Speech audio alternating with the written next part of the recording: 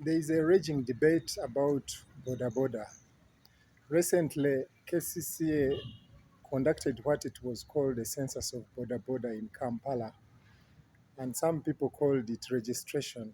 But KCCA has not yet clearly defined whether it was registration or a census or counting.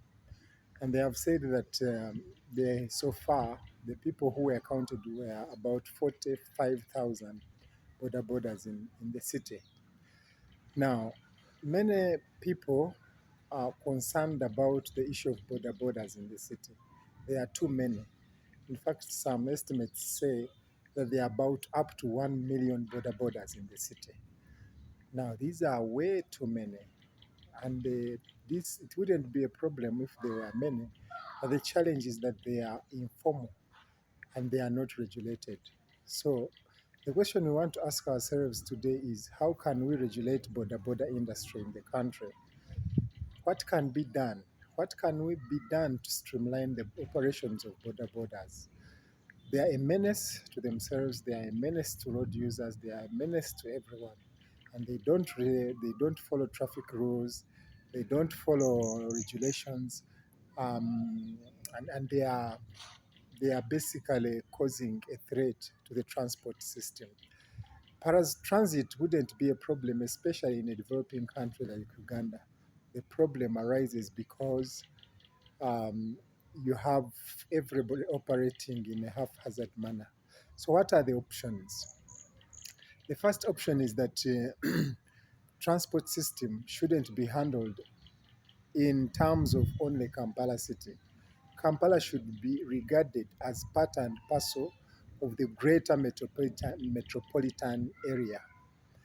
Kampala, Wakiso, Mukono, Mpigi, etc. All these areas that surround the city should be handled as one unit in terms of transport. Handling transport in Kampala alone will not help much, will not help the city much. We must make sure that Wakiso especially, which is the largest administrative unit that shares the borders with Kampala, manages its transport before Kampala even. Because most of the problems that we face in Kampala emanate from Wakiso, because most people live in Wakiso, but they travel to Kampala on a daily basis for work and for trade.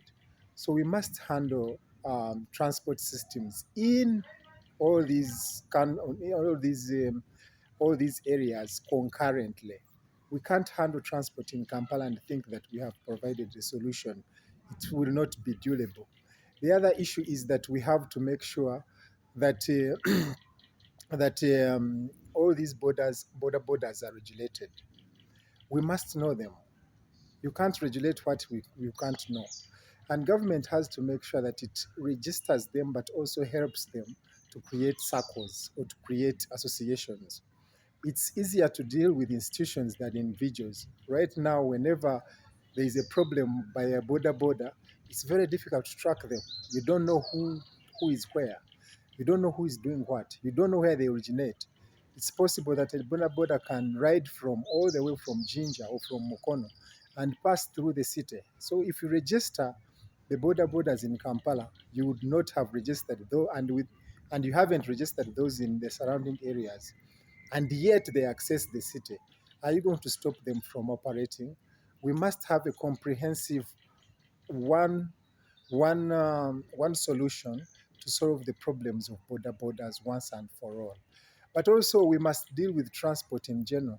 The border borders are not the only problem we have.